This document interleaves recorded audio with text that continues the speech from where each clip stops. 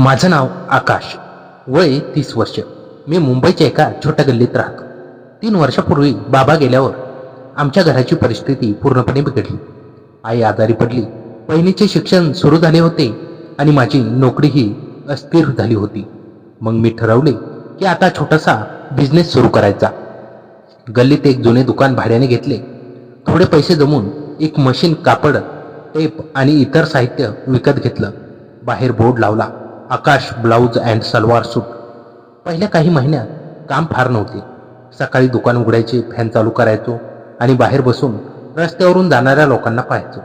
कधी एखादा शर्ट किंवा पॅन्ट यायची, तर कधी एखादी साडी. पण हळूहळू महिलांचे ब्लाऊज आणि सलवार सूट यायला लागली. मी कामात पूर्ण लक्ष द्यायचो. माप घेताना नेहमी व्यवस्थित, हळू व पूर्ण आदराने घ्यायचो. डोळे खाली ठेवायचो. फार बोलायचो नाही. पण रात्री घरी जाऊन एकटे पडल्यावर मनात खूप विचार यायचे. मला एकटेपणा खूप जाणवायचा. बाबा गेल्यानंतर कुटुंबात सगळे मी एकटाच सांभाळत होतो.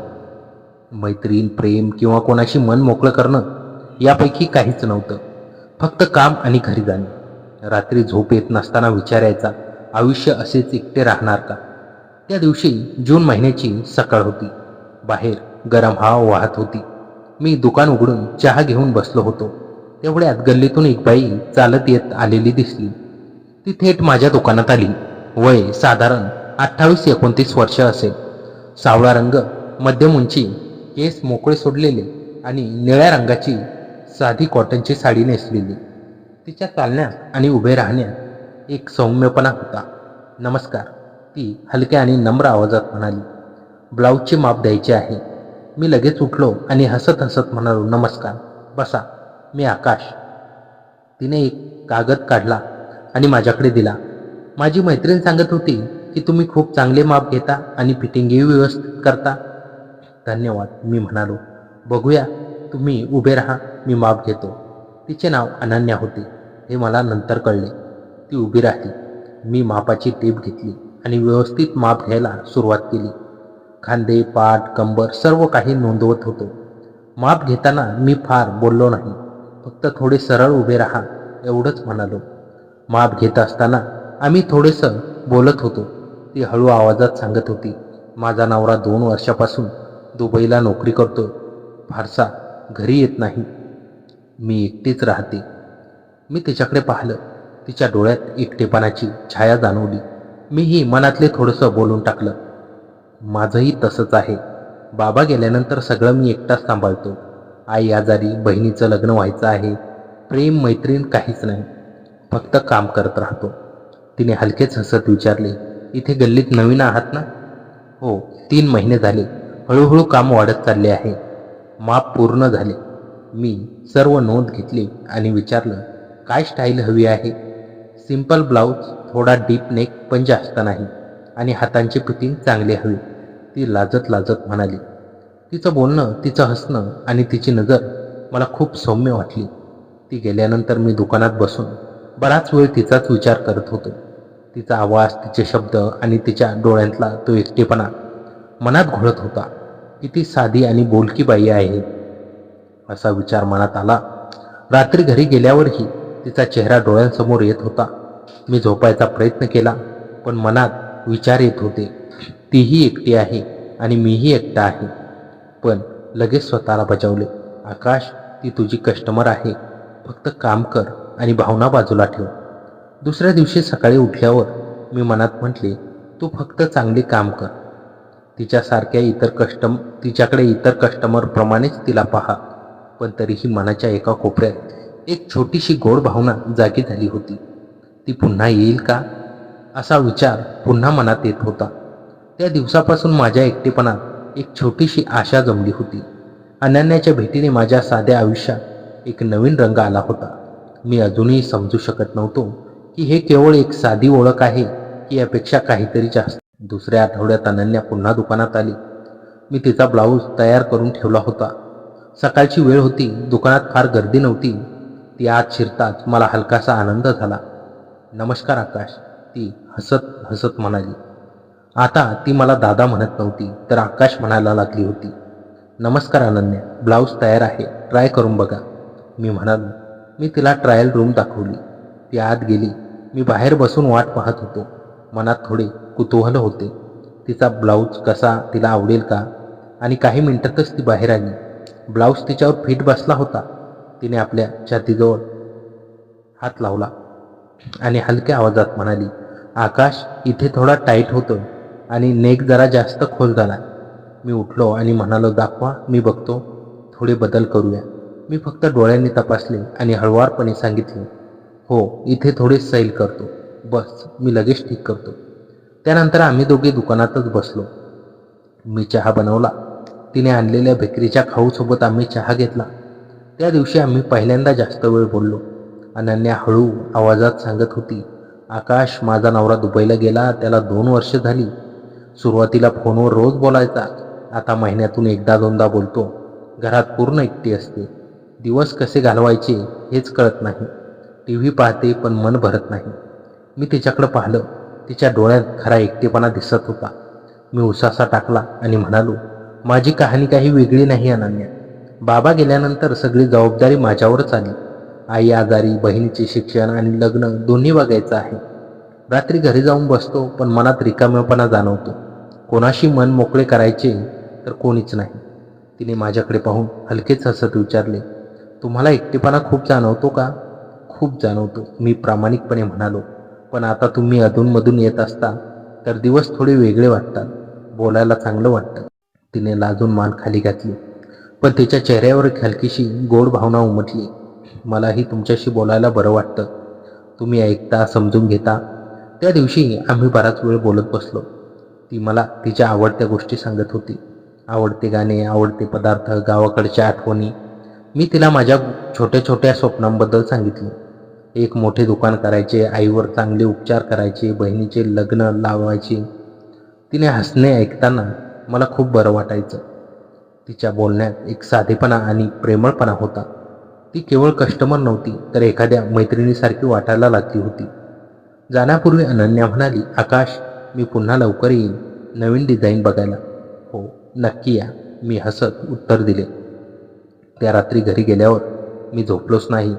अनन्याचा चेहरा, तिचं बोलणं, तिचं हसणं सतत आठवत होतं. मनात एक वेगळीच गोड भावना जागी झाली होती. केवळ शारीरिक नव्हे तर तिच्याशी मनाशी जोडले जाण्याची भावना. मी स्वतःला बजावले, आकाश, ती विवाहित आहे. फक्त मैत्री ठेव, पुढे जाऊ नकोस. पण तरीही मनात एक छोटीशी आशा जन्मली होती. तिच्या एकटेपणाने माझा एकटेपणा थोडासा कमी केला होता. पुढच्या काही दिवसात अनन्या अधूनमधून यायला लागली. कधी ब्लाऊजचे छोटे बदल तर कधी नवीन सलवार सूटचे डिझाईन बघायला. प्रत्येक भेटीत आमची ओळख अधिक घट्ट होत चालली होती. ती मला आकाश म्हणायची, मी तिला अनन्या म्हणायचो. आम्ही सतत हसत खेदळत बोलायचो. एक दिवस ती माप घ्यायला आली तेव्हा मी तिच्याजवळ उभा राहिलो. माप घेताना आमची नजर एक झाली. काही क्षण आम्ही काहीच बोललो नाही. माझ्या मनात विचार आला, ही स्त्री मला फक्त कस्टमर नाही तर खूप जवळची वाटते. अनन्या हळू आवाजात म्हणाली, आकाश, खूप चांगले आहात तुम्ही. तुमच्याशी बोलल्यावर मन हलके होते. तिचे शब्द ऐकून माझ्या मनात एक उबदार भावना पसरली. हळूहळू आमचे नाते केवळ दुकानातल्या ओळखीपेक्षा जास्त होत चालले होते. हे नातं मैत्री आणि भावनिक जवळीकीच्या दिशेने वाटचाल करत होतं. पुढचे 1-2 महिने अनन्याचे माझ्या दुकानात येणे नेहमीच झाले. आता ती फक्त ब्लाऊज किंवा सलवार सूटसाठी नव्हे तर माझ्याशी बोलायला, मन मोकळे करायला यायची. प्रत्येक भेटीत आमची मैत्री अधिक घट्ट होत चालली होती. एका दुपारी ती नवीन सलवार सूटसाठी आली. दुकानात इतर कोणी नव्हतं. आम्ही दोघे आरामात बोलत होतो. मी माप घेत असताना ती हळू आवाजात म्हणाली, आकाश, मला काही दिवसांपासून एकटेपणा खूप जाणवतोय. घरात कोणी नाही, बोलायला कोणी नाही. कधी कधी रडूही येतं. मी माप घेणं थांबवलं आणि तिच्याकडे पाहिलं. तिच्या डोळ्यात खरी वेदना दिसत होती. मी हळुवारपणे म्हणालो, अनन्या, मला तुझी भावना पूर्ण समजते. मीही रोज एकटाच असतो. कधी विचार येतो की हे आयुष्य कशासाठी चाललं आहे. काम, जबाबदारी आणि एकटेपणा, बस एवढंच. तिने माझ्या हाताकडे पाहिलं आणि हलकेच म्हणाली, तुमच्याशी बोलल्यावर मात्र मन हलके होतं. तुम्ही ऐकता, समजून घेता. माझ्या नवऱ्याशी आता फक्त फोनवर औपचारिक बोलणं होतं. खरं प्रेम, काळजी आणि आधार काहीच नाही. त्या क्षणी आम्ही दोघेही शांत बसलो. मी धाडस करून म्हणालो, अनन्या, तू एकटी नाहीस. तुला काही सांगायचं असेल तर कधीही बोल, मी आहे ना. तिने हलके स्मित केले. तिच्या डोळ्यात कृतज्ञता दिसली. त्यानंतर आमच्या भेटी अधिक खोल होत गेल्या. कधी ती चहा घेऊन यायची, कधी मी तिला छोट्या छोट्या गोष्टी सांगायचो. ती माझ्या कुटुंबाबद्दल, माझ्या स्वप्नांबद्दल विचारायची. मी तिला तिच्या आवडीच्या गोष्टींबद्दल, तिच्या गावाकडच्या आठवणींबद्दल विचारायचो. एका संध्याकाळी जोरदार पाऊस पडत होता. अनन्या ब्लाऊज ट्राय करण्यासाठी आली होती. पावसामुळे ती घरी जाऊ शकली नव्हती. आम्ही दुकानातच बसलो. बाहेर पाऊस जोरात पडत होता आणि विजेंचा कडकडाट होत होता. अनन्या थोडी घाबरलेली दिसत होती. मी तिच्याजवळ बसलो आणि म्हणालो, भिवू नकोस अनन्या, पाऊस लवकर थांबेल. तिने माझ्याकडे पाहिलं. तिच्या डोळ्यात अश्रू होते. आकाश, मी खूप एकटी पडले आहे. कधी कधी वाटते कोणीतरी मला घट्ट धरून म्हणावे की सर्व ठीक होईल. माझ्या मनात भावनिक पूर उसळला. मी धाडसाने तिचा हात घेतला आणि म्हणालो, मी आहे ना तुझ्यासोबत, तुला एकटेपणा जाणवू देणार नाही. तिने माझा हात घट्ट धरला. आम्ही दोघेही बराच वेळ शांत बसलो. त्या क्षणी शब्दांची गरज नव्हती. आमच्या मनातील एकटेपणाची भावना एकमेकांना समजत होती. मग ती हळू आवाजात म्हणाली, आकाश, हे बरोबर आहे का? मी विवाहित आहे, पण तरीही तुझ्याजवळ येताना चांगलं वाटतं. मी उसासा टाकला आणि प्रामाणिकपणे म्हणालो, मलाही माहीत आहे अनन्या, पण तुझ्याशिवाय आता मला दिवस कंटाळवाणे वाटतात. तू मला हसवतेस, ऐकवतेस, समजून घेतेस. माझ्या आयुष्यात प्रथमच असे वाटते की कोणीतरी मला समजून घेतं. तिने डोळ्यात पाणी आणले आणि म्हणाली, तू मला पुन्हा जिवंत करत आहेस आकाश, पण मनात अपराधीपणाही वाटतो. मी तिच्या हातावर हळुवारपणे थोपटले. मलाही वाटते, पण आम्ही दोघेही एकटे आहोत. तुझा नवरा दूर आहे, मी एकटा आहे. आपण फक्त एकमेकांचा भावनिक आधार बनतो. यात काही चुकीचं आहे का? त्या पावसाळ्या संध्याकाळी आम्ही बराच वेळ मन मोकळेपणाने बोललो. ती आपल्या वैवाहिक आयुष्यातील एकटेपणाबद्दल सांगत होती. मी माझ्या जबाबदाऱ्या आणि एकाकीपणाबद्दल सांगत होतो. आमचे बोलणे संपले तेव्हा पाऊस थांबला होता. जाण्यापूर्वी अनन्या म्हणाली, आकाश, तू माझा चांगला मित्र आहेस. तुझ्याशी बोलल्यावर मन शांत होतं. त्या दिवसानंतर आमची जवळीक अधिक वाढली, पण माझ्या मनात संघर्षही सुरू झाला. मी स्वतःला सतत बजावत होतो, ती दुसऱ्याची बायको आहे आकाश, फक्त मैत्री ठेव, पुढे जाऊ नकोस. तरीही तिच्या भेटीची वाट पाहणे, तिचे हसणे, तिचे बोलणे सर्व मला खूप जवळचे वाटायचे. रात्री पडल्यावर मनात विचार यायचे, हे नातं कुठं चाललं आहे? पण मनाची दुसरी बाजू सांगायची की दोघंही एकमेकांना समजून घेतो, आधार देतो. यात चुकीचं काय आहे? असे हळूहळू आमचे नाते भावनिकदृष्ट्या खोल होत चालले होते. वासना नव्हती, पण एक गोड, सौम्य आणि समजूतदार जवळीक नक्कीच निर्माण झाली होती. काही आठवड्यानंतरची एक संध्याकाळ आमच्या आयुष्याला पूर्णपणे बदलून टाकणारी ठरली. अनन्या रात्री उशिरा 8:30च्या सुमारास दुकानात आली. तिच्या चेहऱ्यावर एक वेगळंच गंभीर आणि भावूक भावना होती. आकाश, आज मी घरी जाणार नाही, ती हलक्या पण ठाम आवाजात म्हणाली. तुझ्याजवळ राहू का? फक्त बोलायचं आहे, तुझ्याजवळ बसायचं आहे. माझ्या छातीत जोरात धडधड सुरू झाली. मी क्षणभर विचार केला आणि दुकानाचे दार बंद केले. आम्ही दोघे वरच्या छोट्या खोलीत गेलो. खोलीत मंद प्रकाश होता. एक छोटा बेड आणि 2 खुर्च्या होत्या. आत येतात तिने माझ्याकडे पाहिलं. तिच्या डोळ्यात अश्रू होते. आकाश, खूप थकले आहे. एकटेपणाने मला पूर्ण खाऊन टाकले आहे. आज मला तुझ्याजवळ बसायचे आहे, तुझ्याशी मन मोकळे करायचे आहे. मी तिचा हात हातात घेतला आणि हळुवारपणे म्हणालो, अनन्या, मी आहे ना, तू एकटी नाहीस. आज जे मनात आहे ते सगळं बोल. आम्ही दोघे बेडवर बसलो. तिने माझ्या खांद्यावर डोकं टेकवलं. मी तिच्या केसात हळुवारपणे हात फिरवला. त्या क्षणी शब्द कमी आणि भावना जास्त होत्या. आम्ही बराच वेळ शांत बसलो. फक्त आमचे श्वास आणि हृदयाचे ठोके बोलत होते. अनन्या हळू आवाजात म्हणाली, आकाश, तू माझ्या आयुष्यात आल्यापासून मला पुन्हा जगण्याची इच्छा झाली आहे. तुझ्याशी बोलताना, तुझ्याजवळ बसताना मला वाटते की मी कोणासाठी तरी खूप महत्त्वाची आहे. माझ्या नवऱ्याने मला वर्षानुवर्ष एकटं सोडलं आहे, पण तू मला ऐकतोस, समजून घेतोस, माझी काळजी घेतोस. मी तिच्या हातावर हळूच थोपटलं आणि म्हणालो, अनन्या, तू माझ्यासाठी सुद्धा तेवढीच महत्त्वाची आहे. मी खूप एकटा पडलो होतो. जबाबदाऱ्या आणि कुटुंब सगळे मला पेलत नव्हते, पण तू आल्यापासून मला बरं वाटायला लागलं. तुझ्या हसण्याने, तुझ्या बोलण्याने माझा एकटेपणा कमी झाला. तिने माझ्या छातीवर डोकं ठेवलं. आम्ही एकमेकांना घट्ट आलिंगन दिलं. त्या भेटीत दोन एकाकी जीव एकमेकांना सांभाळत होते. त्या रात्री आम्ही बराच वेळ बोलत होतो. ती आपल्या गावाकडच्या आठवणी सांगत होती, मी माझ्या स्वप्नांबद्दल सांगत होतो. आम्ही हसत होतो, कधी अश्रू ढाळत होतो, तर कधी फक्त शांत बसत होतो. आकाश, हे नातं कुठं जातं आहे मला माहीत नाही, ती म्हणाली, पण मला तुझ्याशिवाय आता राहता येणार नाही. तू मला भावनिक आधार देतोस, प्रेम देतोस, जिवंतपणा देतोस. मी तिच्या कपाळावर हलका स्पर्श केला आणि उत्तर दिलं, अनन्या, मीही तुझ्याशिवाय राहू शकत नाही. आपण दोघेही एकमेकांना पूर्ण करत आहोत, मनाने, हृदयाने. भलेही समाज काहीही म्हणो, आमचं हे नातं खरं आहे. त्या रात्री आम्ही एकमेकांच्या आलिंगनात शांत झोपलो. कसलाही शारीरिक संबंध नव्हता, फक्त दोन एकाकी आत्म्यांचे गोड मिलन होते. सकाळी उठल्यावर तिने मला हसत हसत चहा बनवला. आम्ही दोघेही खूप शांत आणि समाधानी वाटत होतो. त्यानंतर आमचे नाते अधिक गहन आणि सुंदर झाले होते. ती अधूनमधून यायची.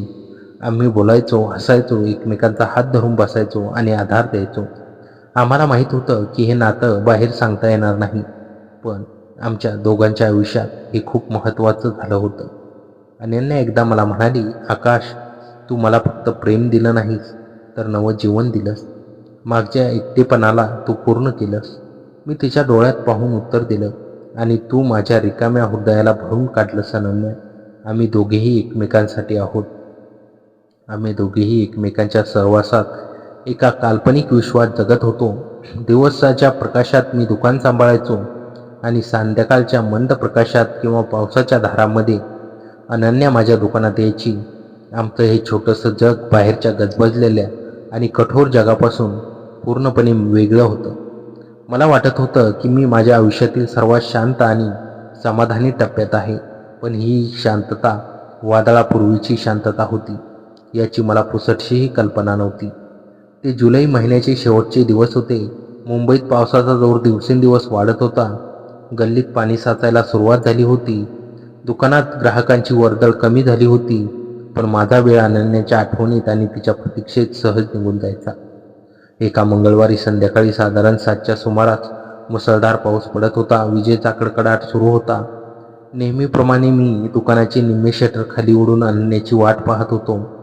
तेवढेच शटर खालून सावली दिसली. मी लगबगीने उठलो आणि शटर वर केलं. समोर अनन्या उभी होती, पण आज तिच्या चेहऱ्यावर नेहमीचे ते सौम्य आणि गोड हास्य नव्हते. तिच्या डोळ्यात अनाकलनीय भीती आणि अस्वस्थता होती. तिचे कपडे ओलेचिंब झाले होते. ती थरथर कापत होती. अनन्या, काय झालं? तू एवढी घाबरलेली का आहेस? मी तिचा हात हातात धरत विचारलं. तिचा हात बर्फासारखा थंड पडला होता. तिने मागे वळून गल्लीत पाहिलं, जणू काही कोणीतरी तिचा पाठलाग करत होतं. मग ती पटकन दुकानात आली. आकाश, आधी शटर बंद कर, पूर्ण बंद कर, तिचा आवाज कापता होता. मी क्षणाचाही विलंब न करता शटर पूर्णपणे खाली ओढलं आणि आतून कडी लावली. दुकानात फक्त एका छोट्या दिवाचा मंद प्रकाश होता. अनन्या, शांत हो, इथे कोणी नाही. नक्की काय झालं आहे? तुझ्या नवऱ्याचा फोन आला का? की घरच्यांना काही संशय आला आहे? मी तिच्या खांद्यावर हात ठेवत काळजीनं विचारलं. तिने माझ्याकडे पाहिलं. तिच्या डोळ्यातून अश्रू घसरत होते. तिने मान हलवून नाही असं सुचवलं. आकाश, तो आला आहे. कोण? तुझा नवरा? मी विचारलं. नाही, अनन्याने अत्यंत हळू आवाजात सांगितलं. माझ्या घराच्या बाहेर गेल्या 2 दिवसापासून एक अनोळखी माणूस फिरतोय. तो सतत माझ्यावर लक्ष ठेवून आहे. आज मी दुकानात यायला निघाली तेव्हा तो माझ्या मागेच येत होता. मी गल्लीच्या कोपऱ्यावरून धावत इथे आले. हे ऐकून माझ्या पाठीत एक भीतीची शिसारी निघाली. अनोळखी माणूस? कसा दिसतो तो? तू त्याला आधी कधी पाहिला आहेस का? नाही, ती म्हणाली. काळा कोट, डोक्यावर टोपी आणि चेहऱ्यावर अर्धा रुमाल बांधलेला. पण आकाश, मला त्याची भीती वाटत नाहीये. मला भीती वाटते ती एका दुसऱ्या गोष्टीची. कसली भीती? अनन्याने माझ्या डोळ्यात पाहिलं आणि म्हणाली, मला वाटते की त्याला आपल्याबद्दल सर्व काही माहीत आहे. अनन्याचे हे शब्द ऐकून माझ्या मनात अनेक प्रश्नांचे थैमान सुटले. आमच्या या नात्याबद्दल कोणालाच माहीत नव्हते. मी अत्यंत सावध होतो. गल्लीत कोणाला संशय येऊ नये म्हणून नेहमी मर्यादा सांभाळली होती. मग या तिसऱ्या माणसाला कसे माहीत पडलं? अनन्या, तू खात्रीने सांगू शकतेस की तो तुझा पाठलाग करत होता? कदाचित तो या पावसापासून वाचण्यासाठी गल्लीत उभा असेल. मी तिला धीर देण्याचा प्रयत्न केला. नाही आकाश, अनन्या ठामपणे म्हणाली. काल रात्री मी घराच्या खिडकीतून बाहेर पाहिले तेव्हा तो रस्त्यावरील दिवाखाली उभा राहून थेट माझ्या खिडकीकडेच पाहत होता. आणि आज जेव्हा मी इकडे यायला निघाले तेव्हा त्याने माझा पाठलाग सुरू केला. तो नक्कीच कोणीतरी धोकादायक माणूस आहे. मी तिला वरच्या छोट्या खोलीत घेऊन गेलो. तिला गरम चहा करून दिला आणि टॉवेल दिला. ती थोडी शांत झाली, पण तिची अस्वस्थता कमी होत नव्हती. आकाश, ती हळूच म्हणाली, जर माझ्या नवऱ्याला याबद्दल कळाले तर तो खूप रागीट आहे. तो दुबईत असला तरी त्याचे मुंबईत अनेक मित्र आहेत. जर त्याने कोणाला माझ्यावर लक्ष ठेवायला सांगितले तर नसेल ना? जर तसं असेल, मी विचार केला, तर आपल्याला काळजी घ्यावी लागेल. पण आपण काही चुकीचं केलं नाही अनन्या. आपण फक्त एकमेकांना भावनिक आधार दिला आहे. समाज किंवा माझी सासरची माणसं हे समजून घेतील का? अनन्याने विचारलेला हा प्रश्न अत्यंत कठीण होता. मला माहीत होतं की उत्तर नाही असंच होतं. त्या रात्री अनन्या 9:30 वाजता घरी गेली. ती निघण्यापूर्वी मी स्वतः दुकानाबाहेर येऊन गल्लीत पाहिलं. पाऊस अजूनही चालू होता, पण रस्त्यावर कोणीही नव्हतं. ती सुरक्षितपणे गल्लीच्या वळणापर्यंत जाईपर्यंत मी तिच्याकडे पाहत राहिलो. पण त्या रात्री मला झोप आली नाही. माझ्या डोळ्यासमोर तो काळ्या रेनकोटमधला अनोळखी माणूस येत होता. मनात एक विचित्र शंका घर करू लागली होती. दुसऱ्या दिवशी सकाळी मी नेहमीप्रमाणे दुकान उघडले. पाऊस थोडा ओसरला होता. मी दुकानाची साफसफाई करत असताना शटरच्या खालून सरकवलेला एक कागद मला दिसला. तो कागद मी उचलला. तो एक साधा पांढरा कागद होता, पण त्यावर लाल शाईने काही ओळी लिहिल्या होत्या. माझे हात थरथरू लागले होते. मी तो कागद उघडला. त्यावर लिहिलं होतं, आकाश, शिवणकामाच्या नावाखाली दुकानात काय चालते हे संपूर्ण गल्लीला सांगायला मला वेळ लागणार नाही. जर तुझा हा धंदा आणि तुझी अब्रू वाचवायची असेल तर अनन्यापासून दूर राहा, नाहीतर याचे वाईट परिणाम होतील. हा पहिला आणि शेवटचा इशारेचा संदेश आहे. पत्रावर कोणाचंही नाव नव्हतं. माझं डोकं काम करण्याचं झालं. हा तोच माणूस होता जो अनन्याचा पाठलाग करत होता. पण त्याला माझे नाव माहीत होतं. त्याला दुकानातील गोष्टी माहीत होत्या. याचा अर्थ हा व्यक्ती कोणीतरी दूरचा नसून याच गल्लीतील किंवा आमच्या ओळखीतील कोणीतरी होता. मी मनाशी विचार करू लागलो, हा कोण असू शकतो? राकेश, गल्लीच्या कोपऱ्यावर असणारा तो चहावाला? तो दिवसभर दुकानाबाहेर बसणाऱ्या लोकांवर लक्ष ठेवून असतो. सुरेशजी, दुकानाचा मालक, ज्याने मला हे दुकान भाड्याने दिले आहे. त्याला मी वेळेवर भाडं देतो, पण तो कधी कधी अचानक दुकानात यायचा.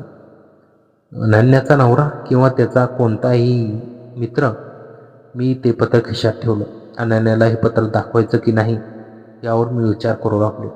जर तिला हे दाखवलं तर ती अजूनच घाबरेल, पण तिच्यापासून हे लपवणंही धोक्याचं होतं.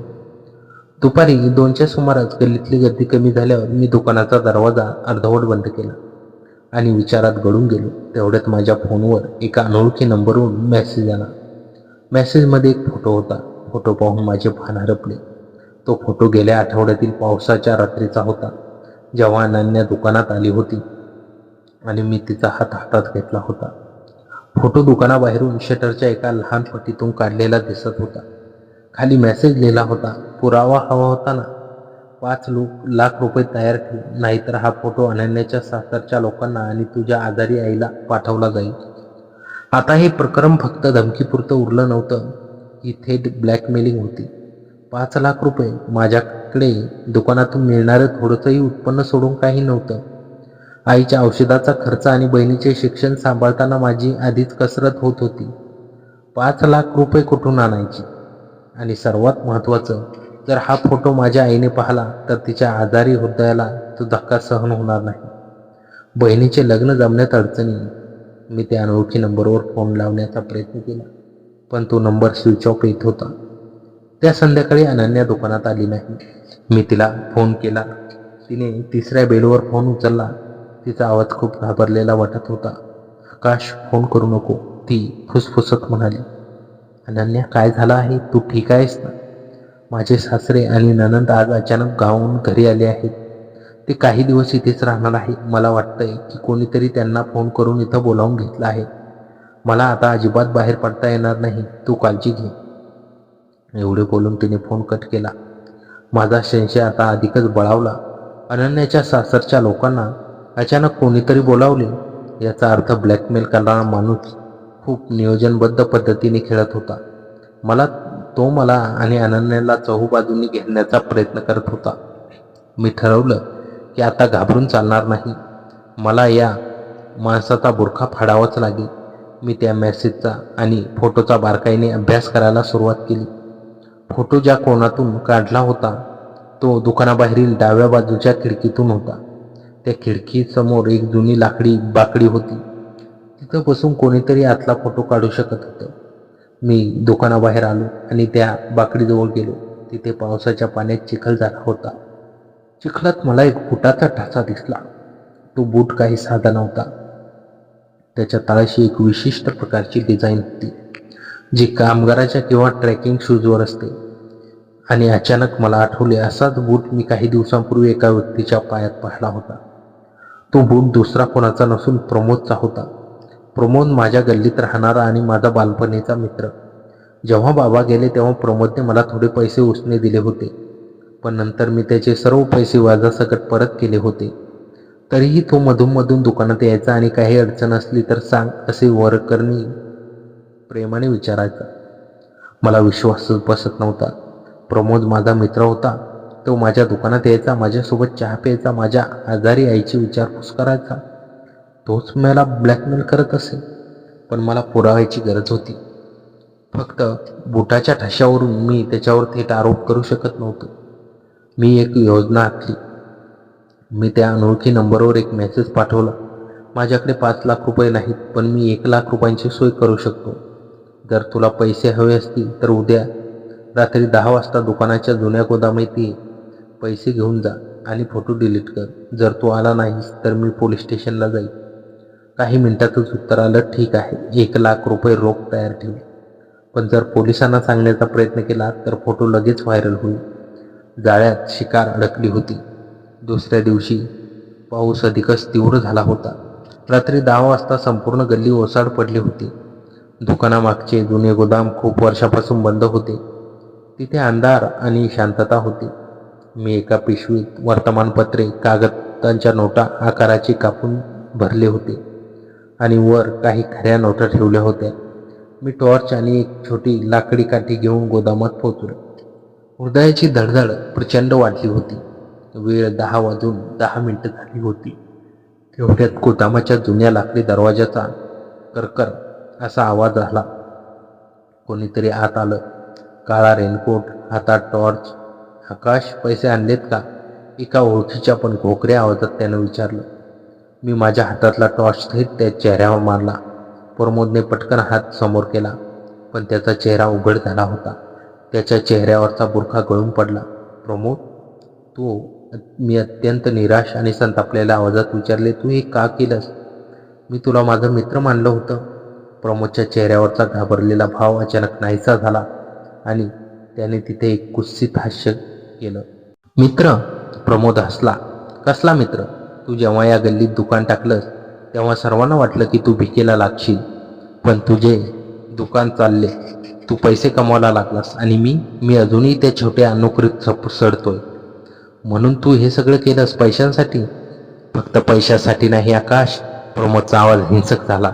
अनन्या, ती जेव्हा या गल्लीत आली तेव्हापासून माझी नजर तिच्यावर होती. मी तिच्याशी बोलण्याचा प्रयत्न केला, पण तिने मला कधीच भाव दिला नाही. मला सरळ दुर्लक्षित केलं.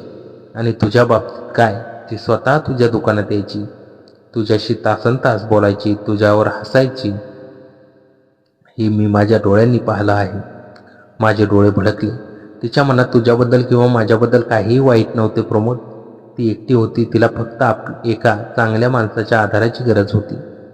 तू तिच्या भावनांचा आणि माझ्या परिस्थितीचा गैरफायदा घेतला. मला नीतिमत्ता शिकू नकोस, प्रमोद ओरडला. आता ते पैसे माझ्याकडे दे आणि तो फोटो डिलीट करून टाक. 1 लाखात काम होणार नाही. मला आता 2 लाख रुपये हवेत. आणि जर मी दिले नाहीत तर? मी विचारले. तर आत्ताच हा फोटो तिच्या नवऱ्याला व्हॉट्सअप करतो. प्रमोदने खिशातून फोन काढला. प्रमोदचा फोनचा लॉक उघडणार तेवढ्याच गोदामाच्या अंधाऱ्या कोपऱ्यात एक सावली बाहेर आली. फोन खाली ठेव प्रमोद. हा आवाज ऐकून प्रमोद आणि मी दोघेही थक्क झालो. ती अनन्या होती. तिच्या हातात एक फोन होता आणि तिचा चेहरा रागाने लाल झाला होता. अनन्या, तू इथे कशी? मी आश्चर्याने विचारले. अनन्या पुढे आली. आकाशने मला दुपारी सर्व काही सांगितलं होतं. तुझ्या या नीच कृत्याची माहिती मला मिळाली होती. प्रमोद हसला. तू इथे आलीस हे खूप चांगलं झालं. आता दोघांचाही खेळ खाल्लास. मी हा फोटो इंटरनेटवर टाकतो आणि तुम्हा दोघांना समाजात तोंड दाखवायला जागा ठेवणार नाही. प्रमोद. अनन्या शांत पण ठाम आवाजात म्हणाली, तू हा फोटो नक्कीच पाठवू शकतोस, पण त्याआधी ऐक. तिने तिच्या हातातील फोनचा स्पीकर ऑन केला. फोन वर एक पुरुषी आवाज आला. प्रमोद, तू माझ्या पत्नीला ब्लॅकमेल करण्याचा प्रयत्न करतोस? तो आवाज ऐकून प्रमोदचे हात थरथरू लागले.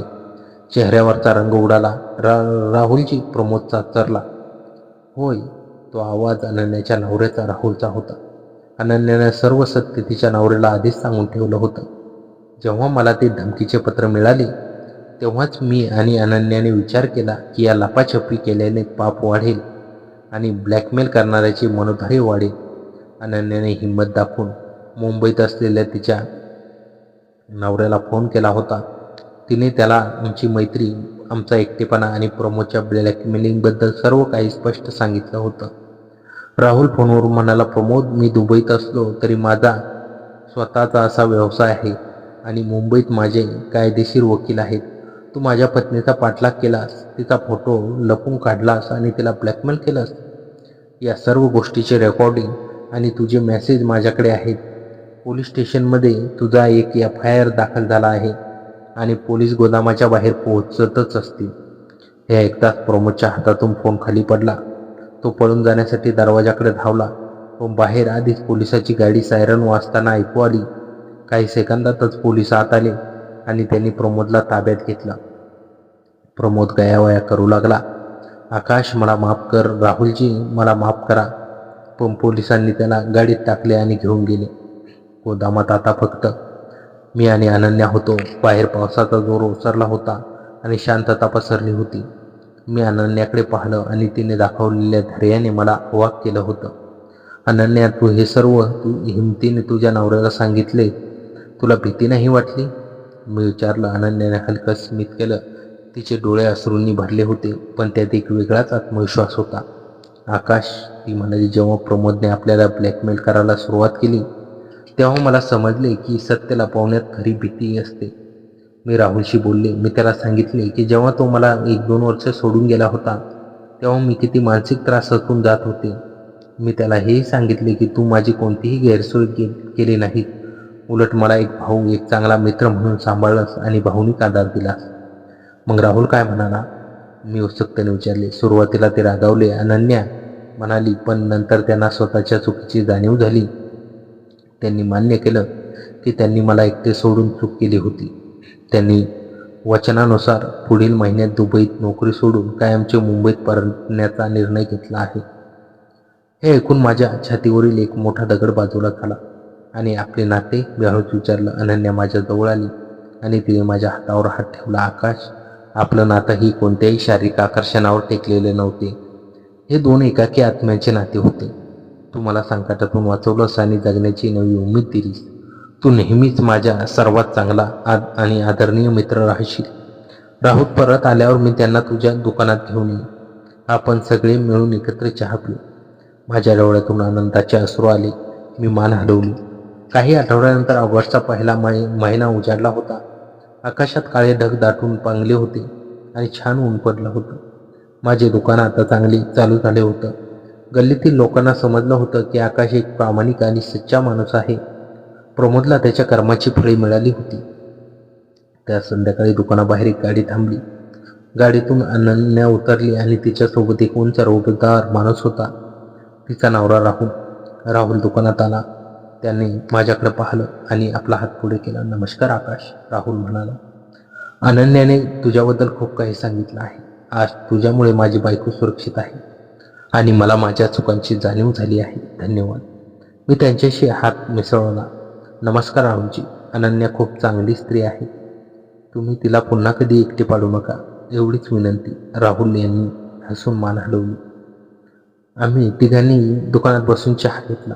त्या दिवशी माझ्या मनात कसलाही अपराधीपणा नव्हता, कसलाही एकटेपणा नव्हता. मला समजले होते की आयुष्यात कधीकधी अशी माणसे येतात जी आपल्याला कायमस्वरूपी मिळत नाही, पण ती आपल्याला जगण्याचा खरा अर्थ शिकून जातात. अनन्याने माझ्या आयुष्यातील एकाकीपणाचा अंधार दूर केला होता आणि मला एका चांगल्या भविष्याकडे नेले होतं. बाहेर छान सूर्यप्रकाश पडला होता आणि माझ्या नव्याने सुरू झालेल्या आयुष्यात एक नवीन सुंदर सकाळ झाली होती. राहुलचे मुंबईत परतणे माझ्या आणि अनन्याच्या आयुष्यात एक सकारात्मक वळण घेऊन आलं होतं. प्रमोदच्या त्या भयानक ब्लॅकमेलिंग नंतर प्रसंगानंतर आमच्या तिघांमध्ये एक अनोखा विश्वासाचा धागा विणला गेला होता. राहुलने दुबईची नोकरी सोडून मुंबईतच स्वतःचा एक छोटासा लॉजिस्टिक व्यवसाय सुरू केला. सुरुवातीची काही महिने सर्व काही एखाद्या सुंदर स्वप्नासारखं चाललं होतं. अनन्या आता पूर्वीसारखी एकटी नव्हती. तिच्या चेहऱ्यावर आता एक हास्य आणि समाधानी भाव कायम असायचे. राहुलही माझ्या दुकानात अधूनमधून यायचा. आम्ही एकत्र चहा प्यायचो, गप्पा मारायचो. माझ्या दुकानाचा व्यवसायही आता चांगलाच वाढला होता. मी दुकानात एक मदतनीस मुलगा कामावर ठेवला होता, जेणेकरून मला आईकडे आणि बहिणीच्या लग्नाच्या तयारीकडे लक्ष देता येईल. पण म्हणतात ना, आयुष्य कधीच एका सरळ रेषेत चालत नाही. जेव्हा तुम्हाला वाटते की वादळ शमले आहे, तेव्हाच नियती दुसरी परीक्षा घेण्यासाठी सज्ज असतं. आमच्या बाबतीतही तसंच झालं. पण यावेळी संकट बाहेरून आलं नव्हतं, तर ते समाजाच्या कुजबुजीतून आणि जुन्या मानसिकतेतून जन्माला आलं होतं. दिवाळीचा सण जवळ आला होता. राहुलची मोठी बहीण मेघा ताई आपल्या नवऱ्यासोबत आणि मुलांसोबत दिवाळी साजरी करण्यासाठी त्यांच्या घरी राहायला आली होती. मेघाताई स्वभावाने थोडी जुन्या विचारांची आणि कडक शिस्तीची होती. लोकांच्या आयुष्यात काय चाललं आहे यावर तिचं बारीक लक्ष असायचं. दिवाळीच्या खरेदीसाठी अनन्या एके दिवशी मेघाताईला घेऊन माझ्या दुकानात आली. आकाश, ताईंसाठी काही नवीन डिझाईन दाखव ना, अनन्या हसत म्हणाली. मी अत्यंत आदराने त्यांना बसायला दिलं आणि काही चांगले कॅटलॉग दाखवले. अनन्या माझ्याशी अत्यंत मनमोकळेपणाने बोलत होती. आमच्यातली ती निखळ मैत्री एकमेकांना नावाने हाका मारणं आणि हसून बोलणं मेघाताईच्या नजरेतून सुटलं नाही.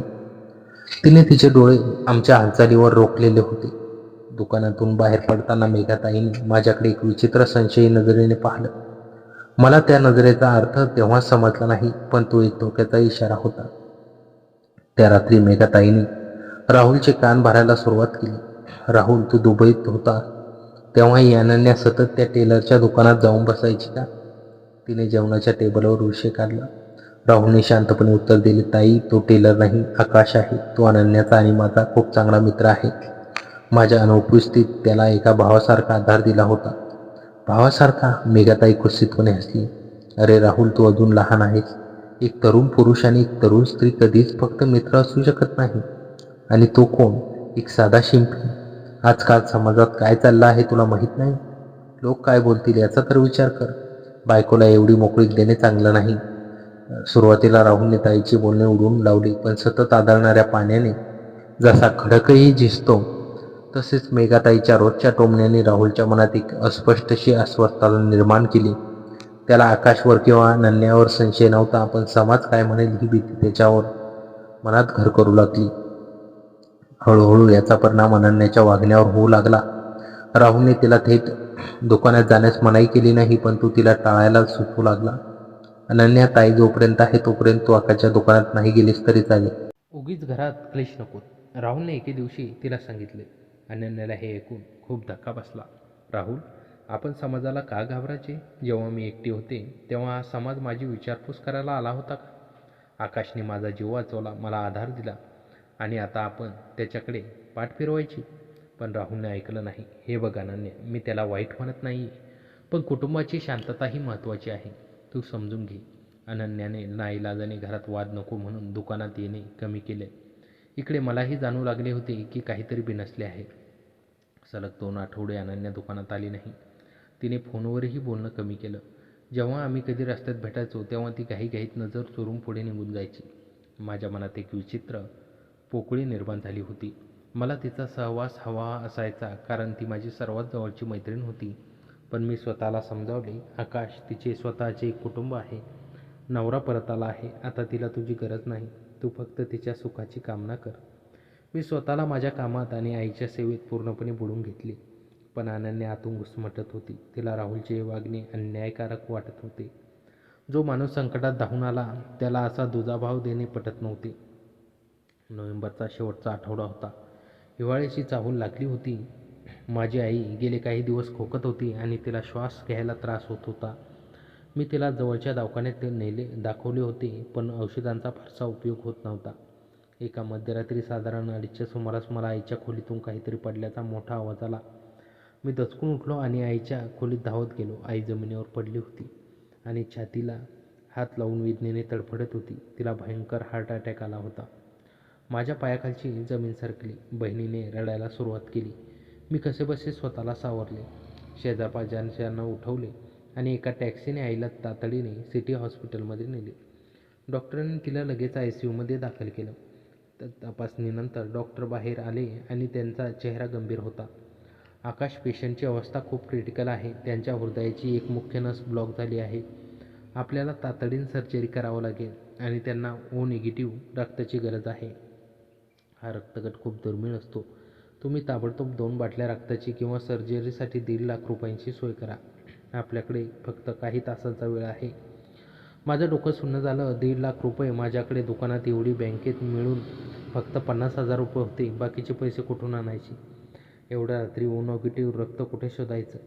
मी माझ्या अनेक ओळखीच्या लोकांना फोन केले, नातेवाईकांना उठवले, पण मध्यरात्री कोणीही मदतीला पुढे आलं नाही. कोणी फोन उचलला नाही, कोणी पैसे नसल्याचे कारण दिलं. माझ्या डोळ्यातून अश्रू वाहू लागले. आईला वाचवण्यासाठी मी पूर्णपणे हतबल झालो होतो. ICUच्या काचेबाहेरून मी आईकडे पाहत होतो आणि माझ्या मनात विचार आला, आता फक्त एकच व्यक्ती मला मदत करू शकते. माझे हात थरथरत होते. घड्याळात पहाटेचे 4 वाजले होते. मी खिशातून फोन काढला आणि अनन्याचा नंबर डायल केला. अनन्याच्या फोनची बेल वाजली. दुसऱ्या बेलला तिने फोन उचलला. हॅलो आकाश, एवढ्या रात्री काय झालं? तिचा झोपेतला आवाज, पण काळजीत पडलेला आवाज आला. अनन्या, माझ्या आवाजाचा हुंदका फुटला. आईला हार्ट अटॅक आला. ती ICUमध्ये आहे. मला पैशांची आणि O निगेटिव्ह रक्ताची गरज आहे. मला काही सुचत नाही. प्लीज मला मदत कर. फोनवर काही सेकंद शांतता पसरली आणि मग अनन्याचा ठाम आवाज आला. तू तिथेच थांब आकाश, मी आत्ताच येते. अनन्याने लगेच राहुलला उठवले, सर्व परिस्थिती सांगितली. पण त्याच्या खोलीतील गडबड ऐकून मेघाताईही जागी झाली. काय चाललं एवढ्या रात्री? मेघाताईने रागावाने विचारलं. आकाशच्या आईला हार्ट अटॅक आला ताई. आम्हाला लगेच हॉस्पिटलला जावे लागेल, राहुल कपडे घालत म्हणाला. मेघाताईने राहुलचा हात पकडला. तू वेडा झाला आहेस का राहुल? पहाटेचे 4 वाजले आहेत आणि तो कोण लागतो आपला? आपण त्याला ओळखतो एवढंच? अशा भल्या पहाटे एका परक्या माणसासाठी बायकोला घेऊन जाणे मूर्खपणा आहे. समाज काय म्हणेल? ताई, तो संकटात आहे, राहुलने समजावण्याचा प्रयत्न केला. पण मेघाताई ऐकण्याच्या मनस्थितीत नव्हती. तिने थेट अनन्यावर निशाणा साधला. तुला तर निमित्तच हवे असते त्याला भेटायला. नवरा घरात असताना एका परपुरुषासाठी अशी धावत सुटणारी बायको मी पहिल्यांदाच पाहते. राहुल, जर तू हिला आत्ता बाहेर जाऊ दिलंस तर या घरात माझी किंमत राहणार नाही. राहुल गोंधळला. तो 2 पावले मागे सरकला. अनन्या, ताई बरोबर म्हणते, आपण सकाळी जाऊया. आता रात्री जाणे योग्य दिसणार नाही. हा शब्द ऐकताच अनन्याच्या डोळ्यात आग निर्माण झाली. तिच्या चेहऱ्यावरचा भाव बदलला. तिने मेघाताईकडे आणि मग राहुलकडे अत्यंत कठोर नजरेने पाहिले. समाज काय म्हणेल, योग्य काय दिसेल? राहुल, जेव्हा तू मला 2 वर्षे एकटा सोडून गेलास, नैराश्यातून माझा जीव संपण्याचा विचार करत होते, तेव्हा कुठे होता हा समाज? अनन्याचा आवाज आता शांत पण धारदार होता. राहुलचे डोळे विस्फारले होते. ते त्याला माहीत नव्हतं. अनन्या पुढे म्हणाली, होय राहुल, प्रोमोच्या ब्लॅकमेलिंगच्या आधी मी इतकी एकटी पडले होते की आत्महत्या करणार होते. पण तेव्हा तो शिंपी, तो परका माणूस आकाश माझ्या आयुष्यात आला. त्याने मला जगण्याची उमेद दिली. त्याने मला एका बहिणीसारखा, एका मित्रासारखा आधार दिला. जेव्हा मला नवऱ्याची गरज होती तेव्हा नवरा नव्हता, पण एक मित्र होता. आणि आज जेव्हा त्याची आई मृत्यूशी झुंज देत आहे, तेव्हा समाज काय म्हणेल याचा विचार करू. तिने आपली पर्स खांद्याला अटकवली. तुम्हाला यायचे असेल तर या, पण मी माझ्या मित्राला एकटा सोडणार नाही. कारण मैत्रीत रक्त लागत नाही, तिथे जीव लावावा लागतो. एवढं बोलून ती दाराकडे वळाली. राहुलच्या डोळ्यातून जणू एक पडदा दूर झाला. त्याला आपल्या भ्याडपणाची आणि बुरसटलेल्या विचारांची लाज वाटली. त्याने मेघाताईचा हात झिटकारला. ताई, आज तू चुकते, मी चुकत होतो, राहुल ठामपणे म्हणाला. तो माणूस माझ्या कुटुंबासाठी उभा राहिला. आता माझी वेळ आहे. राहुलने कारची चाबी घेतली आणि अनन्याच्या मागे धावला. हॉस्पिटलच्या कॉरिडॉरमध्ये डोक्याला हात लावून बसलो होतो. वेळेची वाळू हातातून निसटत चालली होती. तेवढ्यात मला कॉरिडॉरच्या दुसऱ्या टोकावरून 2 व्यक्ती धावत येताना दिसल्या. ते अनन्या आणि राहुल होते. अनन्या थेट माझ्याजवळ आली. तिने माझ्या खांद्यावर हात ठेवला. आकाश, रडू नकोस, आम्ही आलो आहोत. राहुल माझ्या शेजारी बसला. पैसे किती भरायचे आहेत? 1.5 लाख रुपये. मी रडलेल्या आवाजात म्हणालो, तू पैशाची चिंता करू नकोस. मी आत्ता जाऊन रिसेप्शनला कार्ड स्वाईप करतो. राहुलने खिशातून वॉलेट काढले आणि रक्ताचं काय? ते ओ निगेटिव्ह हवे आहे. माझा बी पॉझिटिव्ह आहे. राहुलच्या चेहऱ्यावर अचानक एक आशेचा किरण चमकला. आकाश, माझा रक्तगट ओ निगेटिव्ह आहे. माझ्या अंगावर काटा आला. नियतीने जणू चक्र फिरवली. ज्या माणसाच्या मनात माझ्याबद्दल संशय निर्माण झाला होता, त्याच माणसाचे रक्त आज माझ्या आईचे प्राण वाचवणार होते. राहुल क्षणाचाही विलंब न करता ब्लड बँकेत धावला. त्याने 2 युनिट रक्त दिलं, पैसेही भरलं.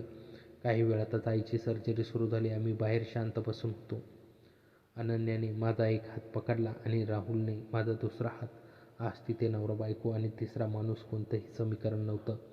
तिथे फक्त 2-3 जीव होते, जे एका पवित्र नात्याने जोडले गेले होते.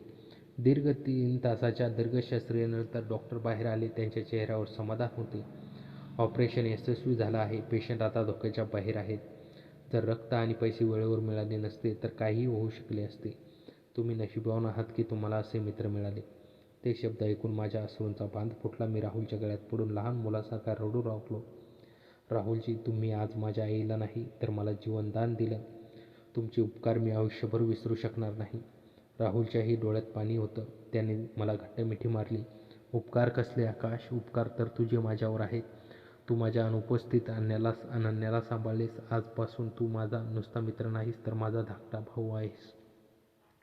माझ्या भावाच्या आईला वाचवणं हे माझं कर्तव्यच होतं. अनन्या दूर उभं राहून हे दृश्य पाहत होती. तिच्या चेहऱ्यावर एक अतुलनीय शांतता आणि समाधान होतं. तर मित्रांनो, कथा कशी वाटली कमेंटमध्ये नक्की कळवा आणि चॅनलवर नवीन असाल तर आता सबस्क्राईब करा. धन्यवाद.